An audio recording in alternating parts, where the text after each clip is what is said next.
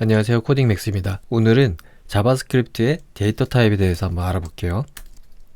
데이터 타입.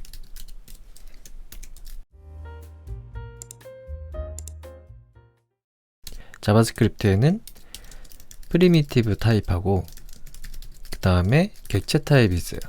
참조 타입이라고도 하죠. 프리미티브 타입에는 undefined, null, 그 다음에 넘버도 있고요. 그 다음에 스트링도 있고, 그 다음에 불린, 심볼, 빅인트가 있습니다. 그리고 객체 타입에는 오브젝트, 어레이,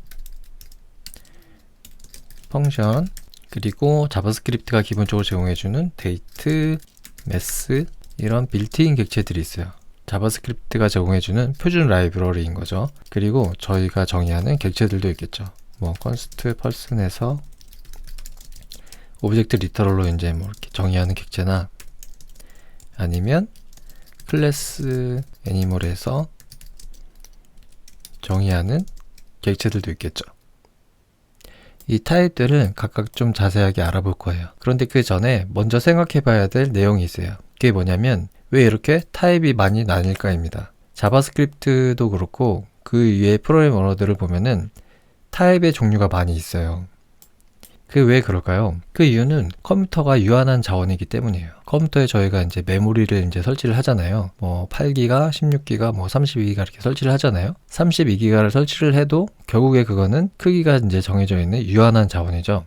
그래서 이 유한한 자원인 메모리를 효율적으로 사용할 수 있어야 돼요. 그렇기 때문에 저희가 단순히 age는 9 해서 숫자를 나타내는데 이 넘버 타입인 자료형에 엄청 큰 메모리를 할당해서 사용할 필요는 없는 거죠. 그래서 예를 들면은 자바스크립트에서 넘버 타입은 8바이트이고 그리고 불린 타입은 1바이트를 사용해요. 이렇게 타입마다 사용하는 메모리량이 달라요. 그런데 재밌는 사실은 불린 타입이 저희가 실제로는 1바이트를 사용한다고 하지만 컴퓨터가 좀 더 효율적으로 읽기 위해서 메모리 정렬이라는 걸 해요. 그걸 잠깐 얘기해보면 만약에 이렇게 메모리가 이렇게 있잖아요. 저번에 얘기한 것처럼 메모리는 셀로 이렇게 나뉘어져 있어요. 그리고 각 셀은 1바이트예요. 넘버 타입을 하나 사용하면은 셀 8개를 사용하는 거예요. 그래서 이게 하나의 넘버 타입이 되는 겁니다. 분리는 1바이트잖아요. 그래서 분리는 이렇게 딱 하면은 이 1바이트만 사용하는 게 아니에요. 그게 왜 그러냐면요. 메모리 정렬 때문에 그래요. 메모리 정렬이 뭐냐면 저희가 이렇게 메모리를 이제 설치를 하고 저희가 프로그램을 실행시키면 여기에 이제 프로세스가 올라가서 프로그램을 실행하잖아요. 그리고 여기에 이렇게 CPU가 있어요. CPU가 이 메모리에서 명령어를 가져와서 해석해서 실행을 하잖아요. 그거를 이제 저희가 나만 모르면 안 되는 프로그램 특급 원리에서 패치와 디코딩이라고 했어요. 그걸 하기 위해서는 CPU하고 메모리하고 이렇게 버스로 연결되어 있습니다.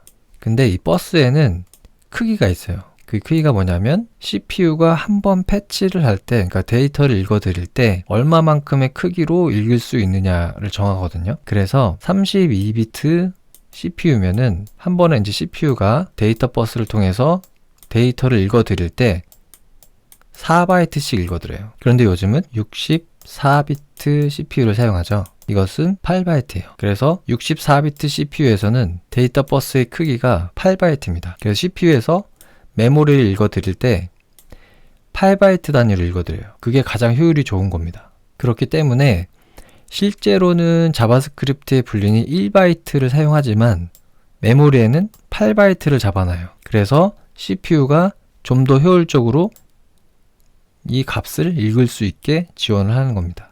그래야지 속도가 빨라요. 이렇게 CPU가 데이터 버스 크기에 따라서 한 번에 읽을 수 있는 최소값이 정해지잖아요. 그 단위를 워드라고 해요. 워드.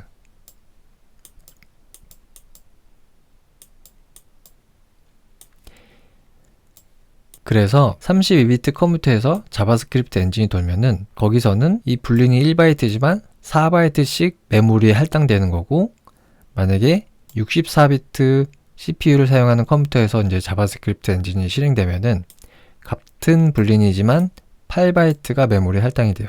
그렇게 되는 이유는 메모리 정렬 때문이고, 메모리 정렬은 워드 단위로 읽어드리는데 그 워드의 크기는 바로 데이터 버스의 크기이다. 이렇게 이해하시면 될 것 같습니다. 그리고 이 CPU가 데이터를 읽어드릴 때는요, 뭐가 필요하냐면 메모리 셀이 이렇게 시작이 되잖아요. 이 나이를 여기다 저장을 했다고 해볼게요. 그럼 얘는 총 8바이트를 사용하죠. 그죠? 그럴 때 여기 시작 주소가 있어요. 만약에 0x1이다. 그러면 이 CPU는 시작 주소와 그 다음에 끝나는 주소를 필요로 하는 게 아니고요. 시작 주소와 이 크기가 필요해요. 그래서 시작 주소에서 정해진 크기만큼 읽어드리는 겁니다. 그때 프리미티브 타입들은 크기가 이제 정해져 있잖아요. 그러니까 시작 주소만 알면은 바로 8바이트를 싹 읽을 수 있는 거예요. 빠르게 읽을 수 있는 거죠. 하지만 참조형은 그렇지 않아요. 참조형은 저희가 속성을 마음대로 추가할 수 있기 때문에 항상 크기가 고정되지 않아요. 객체마다 크기가 다른 거죠. 그렇기 때문에 만약에 const coding max age는 30 그리고 const mydog는 age는 2살이고 그 다음에 has 뭐 baby 는 없다라고 해볼게요. 그러면은 이 두 객체는 크기가 다르잖아요. 그죠? 왜냐하면 속성의 개수가 다르기 때문이에요. 이 객체들이 메모리에 어떻게 이제 배치가 되냐면요. 메모리가 이렇게 딱 있잖아요. 그러면 이 코딩 맥스 객체의 이 값은 여기에 이렇게 잡힐 거예요. 그리고 age가 넘버니까 아마도 8바이트가 잡힐 거예요. 그죠? 그리고 myDog는 이 값이 여기에 이렇게 딱 잡힌다라고 해볼게요. 그리고 age는 넘버니까 8바이트를 사용할 거예요.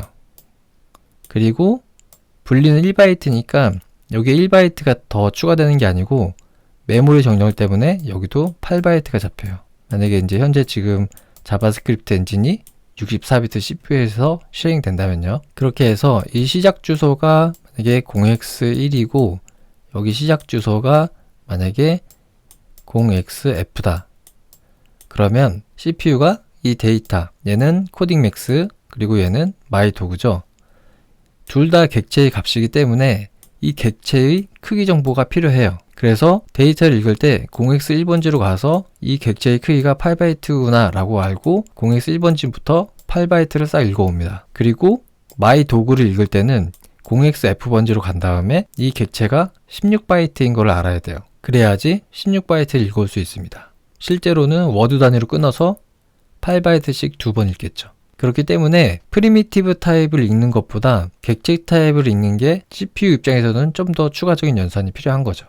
그리고 데이터 타입이 이렇게 필요한 두 번째 이유는요. 타입에 알맞는 연산을 사용하기 위해서예요.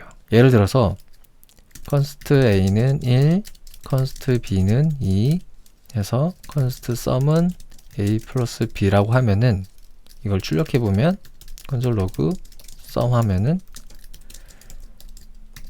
정상적으로 3이 나오겠죠. 그런데 이렇게 덧셈 연산자가 실제로 이 두 숫자를 더할 수 있었던 이유는 이 두 개의 A, B 타입이 넘버 타입이라서 자바스크립트 엔진이 두 숫자의 덧셈으로 이해하고 두 수 1과 2를 더해서 결과 3을 만들어낸 거예요. 만약에 여길 이렇게 문자열을 바꾸면 어떻게 될까요? 실행해볼까요? 그러면 실행 결과 문자열 12가 나왔어요. 그럼 왜 그러냐 하면은 자바스크립트가 숫자하고 문자를 더할 때 내부적으로 알아서 숫자를 문자로 바꿔요. 그래서 이 숫자 1이 1로 되고 그 다음에 문자 2가 돼서 실제로는 이 덧셈 기호가 문자 연결 연산자가 돼서 문자 12가 나오는 겁니다. 이건 저희가 원했던 결과가 아니죠. 자바스크립트가 이렇게 내부에서 알아서 이렇게 문자 타입을 바꾸잖아요. 그 이유는 약간 수학하고 관련이 있어요. 수학에서 이항연산자라는 그런 내용이 있어요. 그 내용이 뭐냐면 제가 만약에 두 숫자를 더한다고 할 때 이 두 숫자의 타입이 같아야 돼요. 그래야지 뭐 덧셈이든 뺄셈이든 곱셈이든 이런 연산을 할 수가 있습니다. 그래서 이렇게 3이 나오죠. 예를 들어서 저희가 만약에 1 플러스 45도를 해볼게요. 그럼 이거 더할 수 있나요? 얘는 실수이고 얘는 각도잖아요. 이거 더할 수 없습니다. 왜냐하면 이 두 숫자의 타입이 다르기 때문이에요.